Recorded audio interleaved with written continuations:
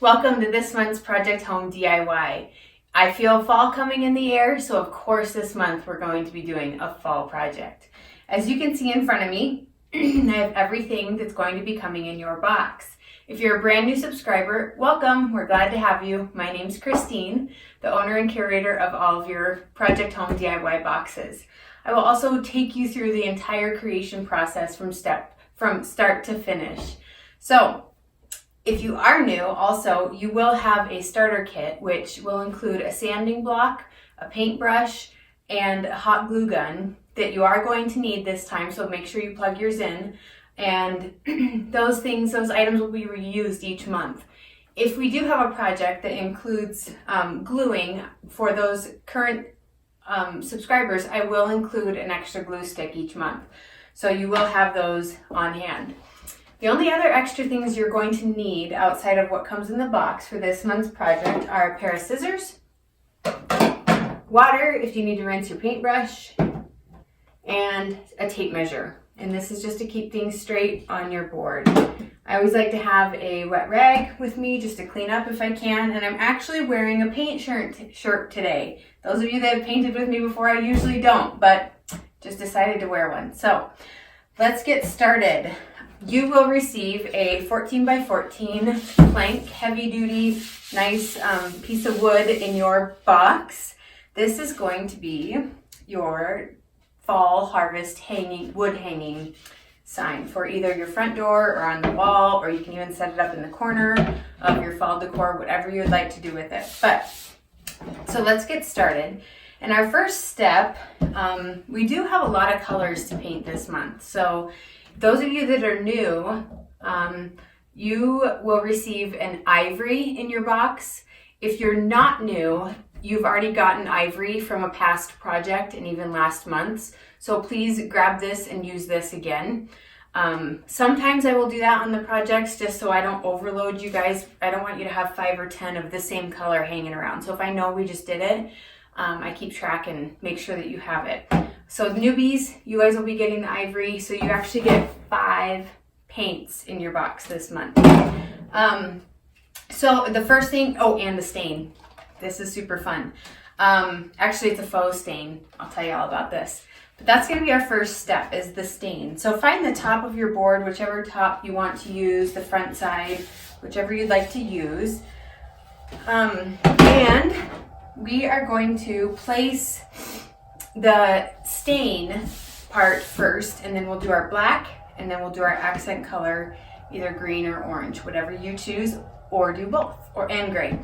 So in your box, you'll also see that you have 3 sayings to choose from. 1, 2, 3, which is super awesome because this makes everybody's unique. It's not a Hobby Lobby project. Everybody gets to make their own colors. It's a one-of-a-kind item that you get to make. Not any of ours is going to look the same, so I think that's awesome.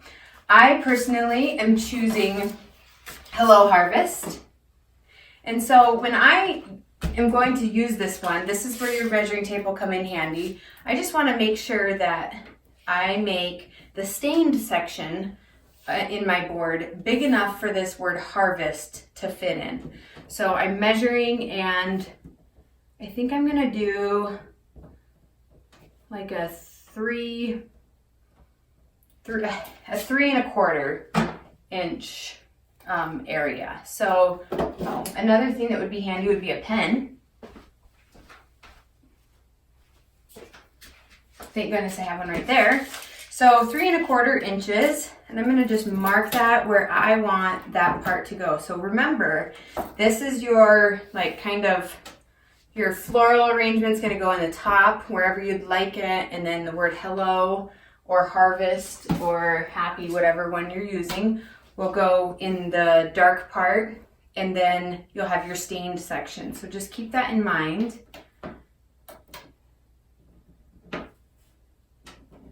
And this can be very general of how you want to do this. There's no exacts, and I'm not gonna level things. I eyeball things a lot. It makes my husband crazy, but I'm not a perfectionist, and he totally is. But I did just check that and it's pretty good because I would hate for it to be a little off, but it won't be. Okay, so I marked out the square part where I'm going to be staining.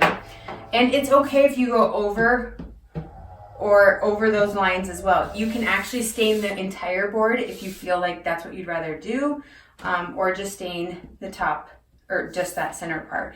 I'm personally just gonna stain the center part. So this is your stain cup. Came in a bag. If it leaked in the bag, that's okay. Here's why I say it's a faux stain. It's actually just latex paint watered down. There's a couple reasons that I use this sometimes, and this is why. It dries much faster. It's much easier to clean up, and it gives you the same exact look. So with a stain, we want the wood grain to show through. So we get that exactly with this watered down latex. And this watered down latex color is something I use often with Mason Creations, which is my home decor, custom home decor business, if you're not familiar with that. But it is a stain, and it's called Briar Smoke, and it's from Rust-Oleum, and they have this really good stain that I like to use. I've even used it on making furniture, everything. So this, you can use it with your hands. It's not going to get your hands dirty. I mean, it'll get them dirty temporarily till you rinse them off, but it's the perfect grainy wood coverage look that you want for this. So I'm literally just wiping this back and forth a tiny bit. And just so you know, I have not made this project yet. I have all these ideas in my mind when I go to do these and curate them up for the month, and then I make them right alongside with you. So I want you to know that I'm stepping through this one by one, just like you are, and learning along the way. So we may change some things up, you never know. Okay, so there, that's covered. This is just garbage. Rinse your fingers off. That's why we use the nice latex, the watered down latex paint, and it's all clean and good. So this portion needs to dry before you can add any other colors to it. So go ahead and set that aside, or just a little tip, if you have a little small space heater, put this in front of that. It'll be dry in 5 minutes. So I'll see you back in 5 minutes. I'm back, and it's all nice and dry. We are ready to paint the black. So you'll notice in your kit, you got these weird black strips. Those are actually really important because those are gonna help you make perfect lines. So peel one of those off, and it is a sticker, and they are exactly 14 inches, so they will fit right on the surface.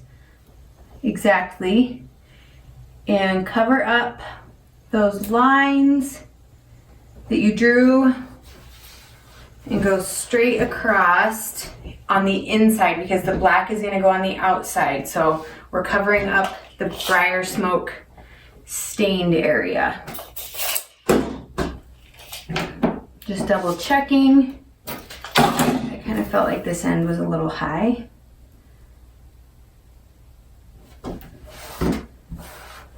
Let's see how it looks now.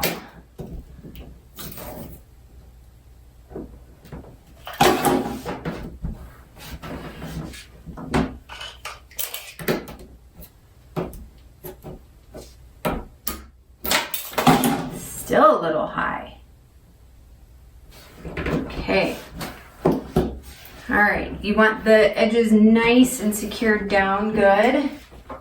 Take another strip and do it on the inside, covering the Briar Smoke. Whoa, that's way off. What did I do?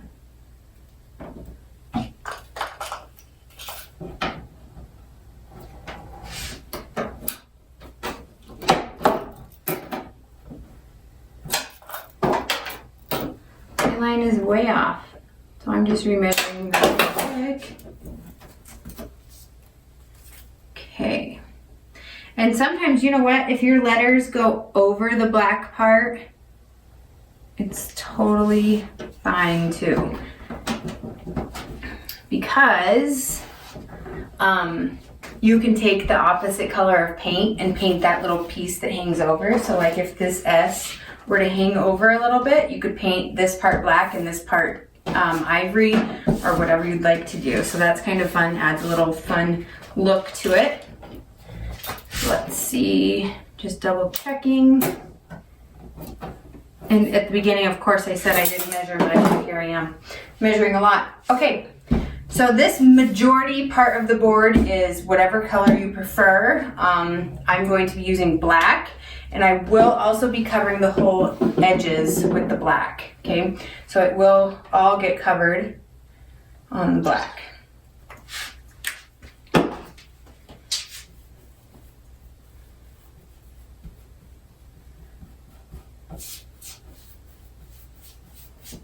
And it's nice because we have this whole section that we won't be painting that we can hold. So this will always be available to hold. So get those edges.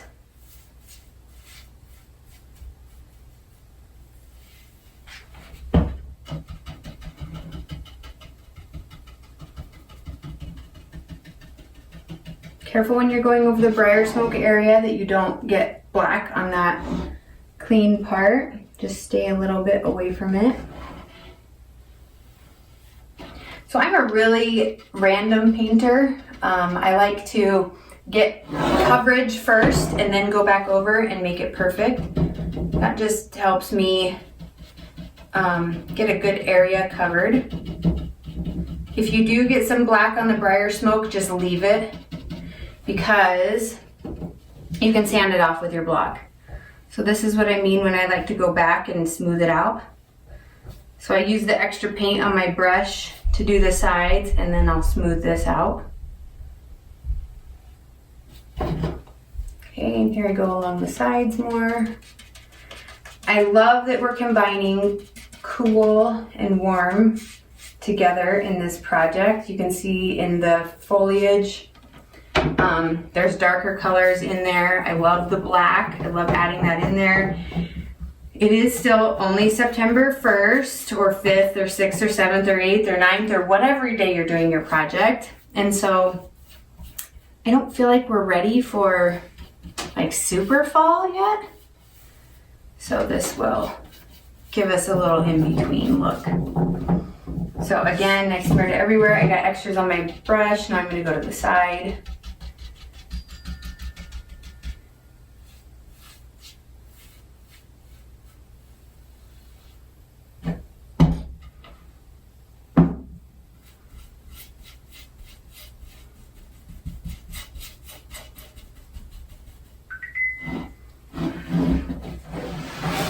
Okay, and now I'll finish covering the front.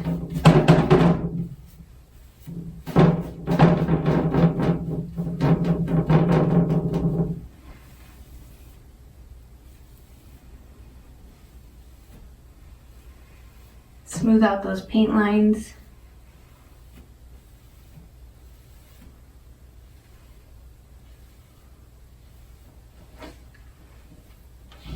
Okay. All right, you can pull this right away if you want. If you do see some grain pulling up, which is part of the grain of the wood, go the other direction. So wood grain, go against it. And to figure that out, you see these little downward lines in the wood? That's the other way. That's the grain is growing this way, so you want to go that way. See a little extra right there on the side, not a big deal. All right, so there is the black, all four sides covered, and I'm gonna go put it in the heater. All right, back with the black, and it's all nice and dry, so we can add our accent colors now. There's no right or wrong to this, but you do want to make sure that your briar smoke area, because you measured that out, is the area that you leave open, and don't paint over that part, paint over the black. So I'm going to take another strip off this and put it on the briar smoke area.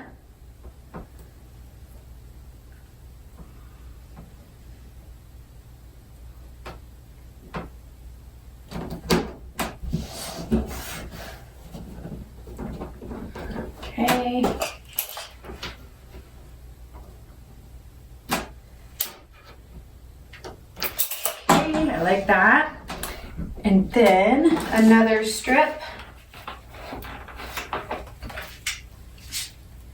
And just eyeball however big you want that accent color area. So your orange or your gray, whichever one you prefer doing.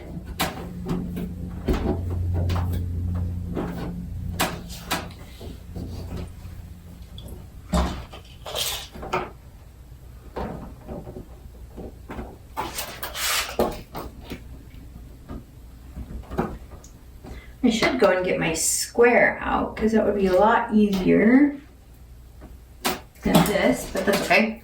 All right, so I'm going to paint this little section, my accent color, which I haven't decided what I want to go with. I like both the gray and, or the green and the orange. So you know what I think I'm going to do? I like the green. So I'm gonna do bits of that. And then I'm gonna take a tad of the gray. And that might be enough for all of it. And I'm going to use that and kind of tone down that green. That's what I'm gonna do. So I have a blue front door and I'm so excited to put this up because I think it's gonna be like the perfect contrasty accent colors. It's gonna be fun.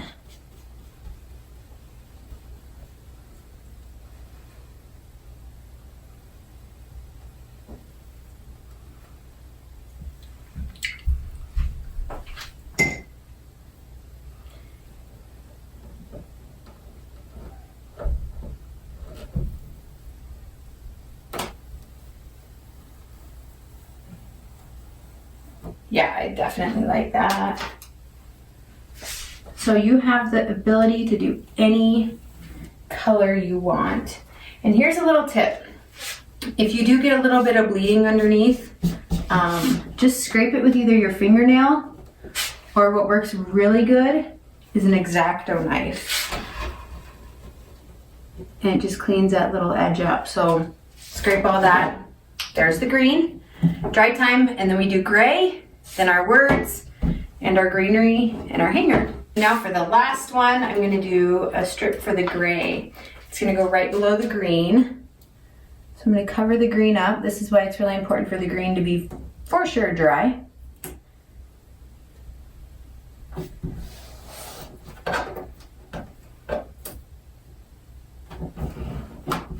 Okay, got that down good.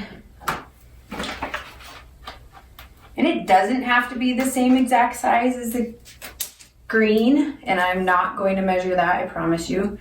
It can be bigger, larger, same, whatever you like. I'm gonna do maybe a tad bigger.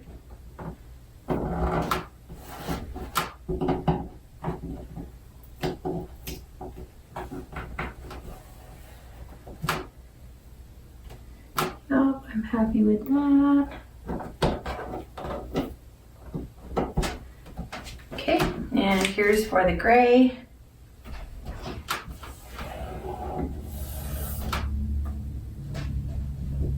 I hear my puppy coming down the stairs. Yep, here he is. Do you want to say hi? Come here, Cooper. Come here. Here's the puppy. This is Cooper. He's my helper. Go, baby. Yeah, that's Cooper. He's a good little pup. He's only about 6 months old. I only have one kid at home right now because the other one's back in school. He's a second grader. So they're much quieter when they're not together. I have way too much paint.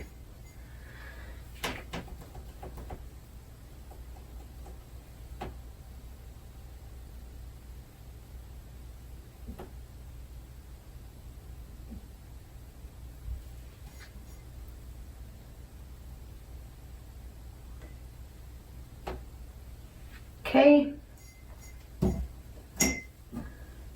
Peel that up.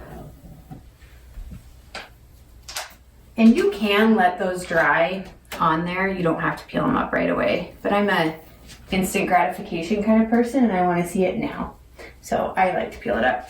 I got a little bit on the black. I'm just going to scrape it off with my finger. And again, now we're ready for the lettering once that dries. So I'm going to give it some dry time.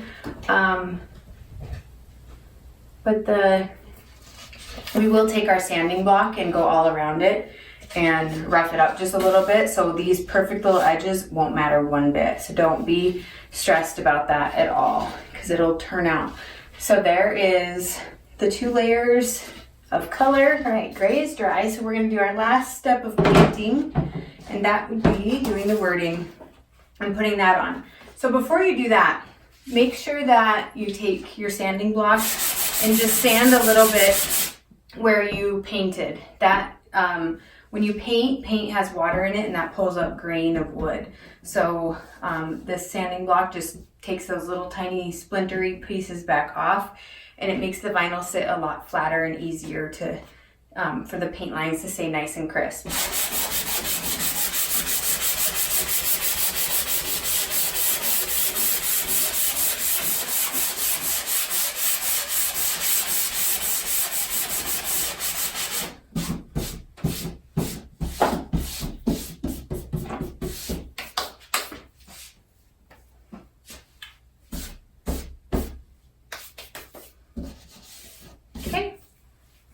So I would recommend cutting this graphic. It is exactly placed how you would want it to be on the board, but I'm going to separate it and put the hello on first and then the harvest part, just making sure. And I do know that I kind of messed up, but that's okay because I think this briar smoke area is going to be smaller than my harvest word, but that's okay. So I will loop the S or the T, whatever ends up being on the bottom down there, and it'll look just fine. So if you've never used the vinyl before, but it's like a sticker, so you want to peel the white backing off and keep the black piece and then stick it down on the paper. So I just eyeball this as well with putting this down. I look at the bottom of the O and make sure that it's the same amount of distance as the bottom of the H is away from the bottom of the black line. So I'm going to look right here to here and here to here. And that is pretty much how I make sure it's straight. Really not very technical.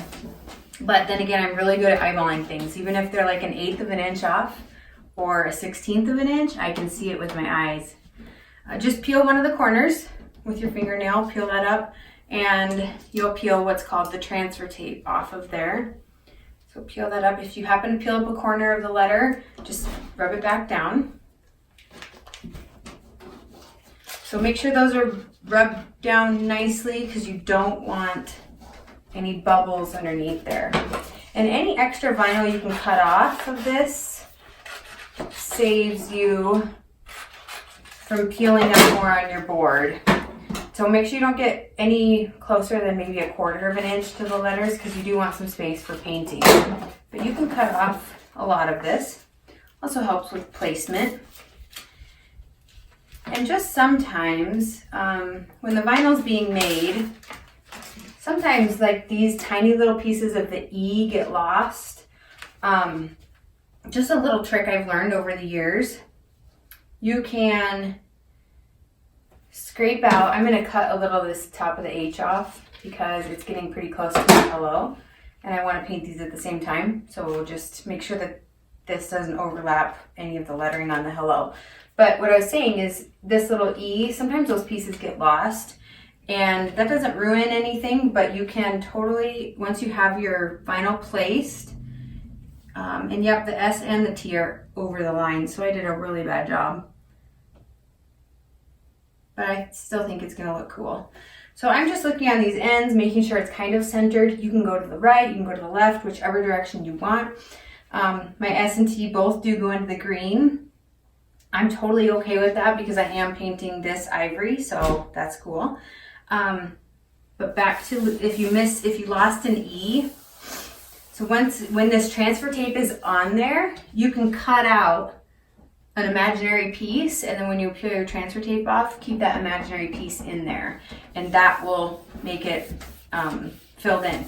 If you forget to do that and you peel it all off and you have it all painted and you notice the inside of your A or your E or your R or P or whatever is painted, you can take an X-Acto knife and scrape that back out. So it's not the end of the world if you forget that. I'm just rubbing this down with my hands. You can use credit card or what's called a squeegee. That's the real thing. But as you can see, it works just fine without it. So there is my final placement. And I just made sure this H, top of the H is below in there, and then these overlap. So I'm kind of actually excited about that. A lot of the mistakes I've ever made in my crafting, I guess, I don't really craft anymore because it's kind of a business that I don't feel like I get to craft. But a lot of the mistakes I've ever made, I feel like they're not really even mistakes. They're like, I don't know. It's something I've just turned into like making the project even more unique. So I wouldn't look at it as a mistake by no means. So it's really not. But we're going to take this ivory. Oh, and my ivory's kind of chunky. I should have, it squirted funny too, so I got spots. I should have shaken that better, but I didn't. Oops. So make sure you don't go outside of the vinyl. If you do, you'll just have to touch that piece up after. Yeah, this is way chunky. That's funny, but I didn't shake it. Oops. It's like cottage cheese. That's funny. Never had that happen before. Now, when I do lettering, I do not pull the vinyl off before. I go ahead and let it sit until it is dry. Ew. This is interesting. There, mix it all up just fine. And I do want the lettering to be nice and covered. So I'm super impatient. I think I already said that once about things. So instead of me, let's see if that's better. A little bit better. Instead of waiting to do a second coat, I use thick paint. And if you have paint on your brush, you can go back over wet paint and it won't pull up the wet paint. So you know when you go over something and it with a paintbrush and it pulls that paint that's almost dry back up, if you have paint on your brush already, it won't pull that up. So just make sure your brush is nice and saturated. Okay, so now I'm going to go over it all. Just making sure it's evenly covered.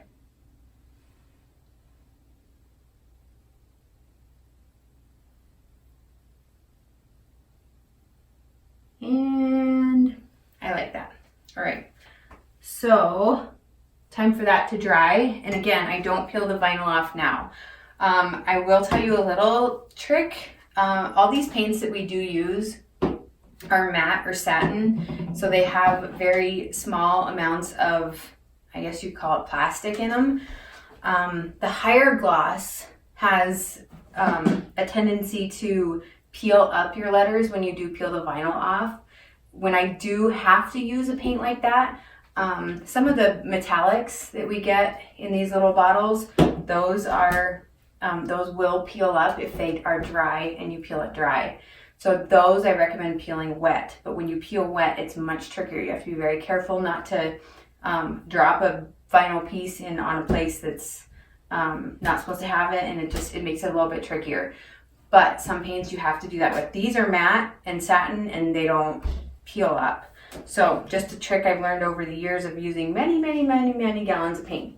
I'm gonna let this dry. Okay, the lettering is all dry.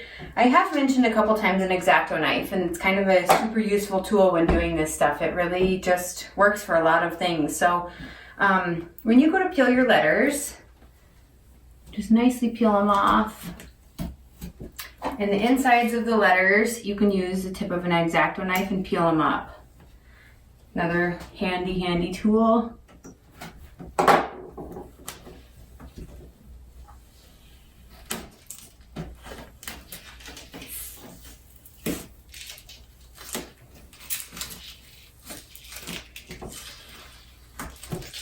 There it is.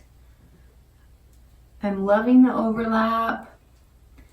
Pull out that little tiny E. It makes a difference. It makes a really big difference. And the H. There is the lettering. And you can see that I accidentally went a little over right there under the H. But if I just use the X-Acto knife and scratch that off just a tiny bit before I scratch through the black, you won't be able to tell. And even if you can tell, you could take a little tiny black paint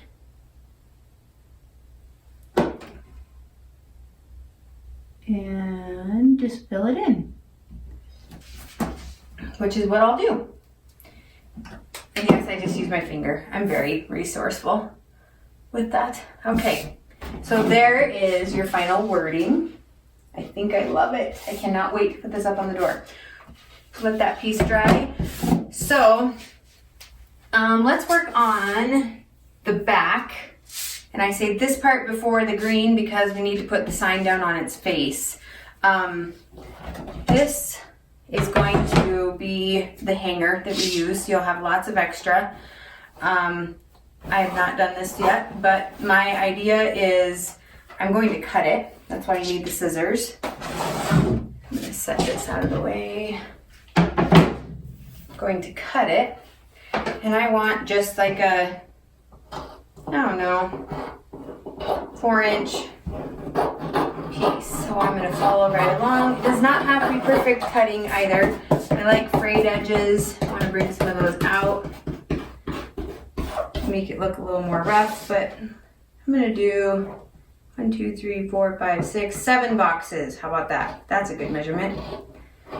That's my way I measure.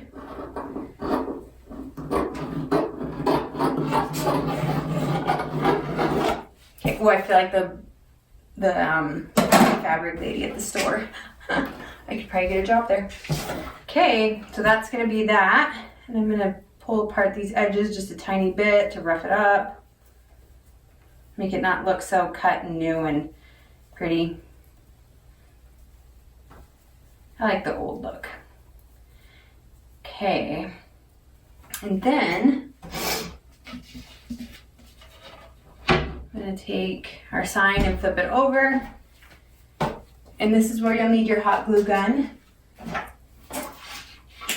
Mine is very inconveniently plugged in a long ways away, so it falls like every time.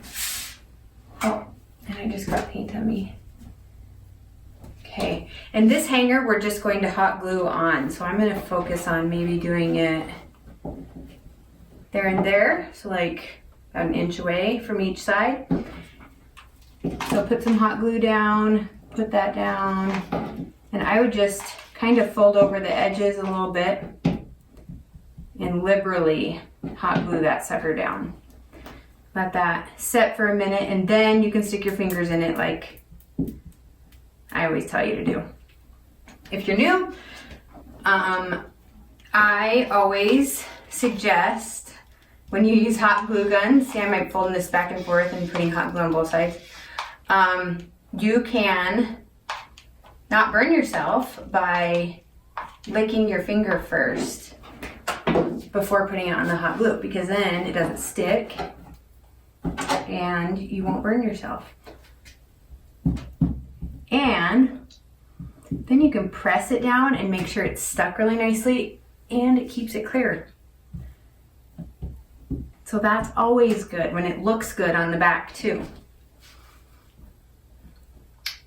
See how no strings, it's not sticking to me, nothing.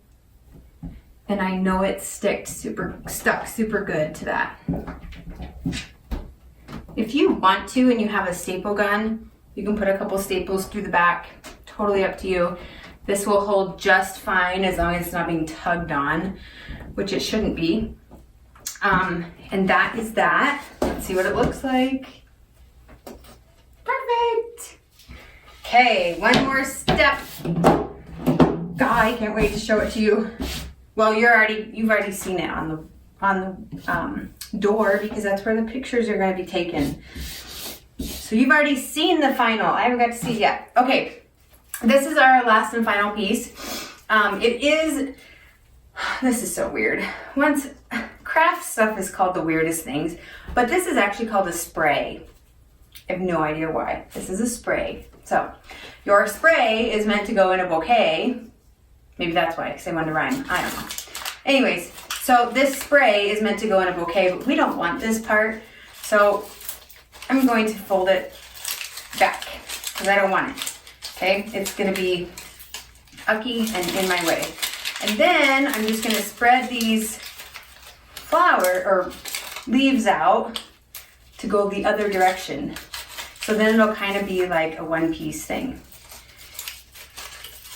And kind of have some dimension on both sides. I took the end of that spray and I'm wrapping it around there so it'll just stick nicely and stay there. And then spread these out however you feel you like. Got Mr. Pumpkin and Pine Cone.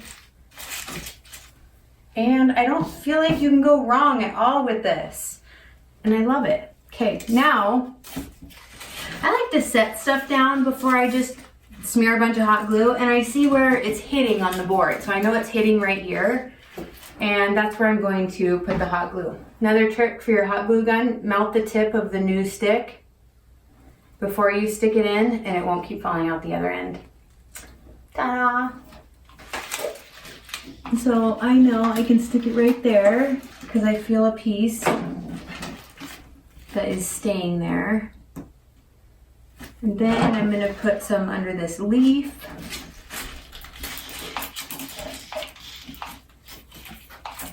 And over that. Under this leaf. See, oh, I almost lost my hot glue gun. Okay. Oh, I'm liking this. And just hold it until it's dry. This is going to be awkward, but we'll get through it. Because we want it to stick.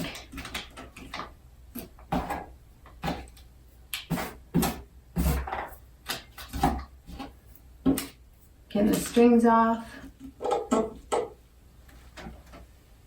And here, this would be really handy if you can get your finger in there to lick and dry it and smooth it down. But I can't get my finger in there because then it cools it off and leaves it right in place of where you want it to be. And sometimes maybe if you want the leaves to go the other direction, you can hot glue them down and like just tack them in little areas. That's totally up to you. If you want them to be a little free and wild, that's fine. I love how three-dimensional it is too. It's my favorite. Okay, that is all for that part. I'm just gonna lightly sand the lettering.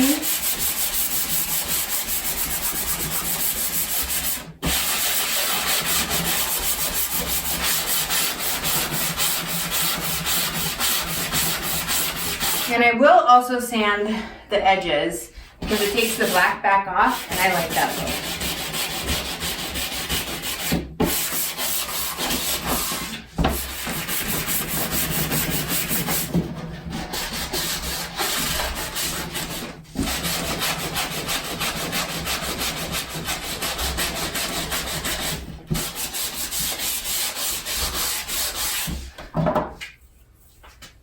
Okay. And wet rag just to wipe it down, give it a good shine, get all the sanding dust off of it. And voila! We are decorated for fall. Check it out. All right, thanks for joining me, and I can't wait to create with you again next month. I have October, November, December's planned, and I promise you, you won't want to miss it for the holidays.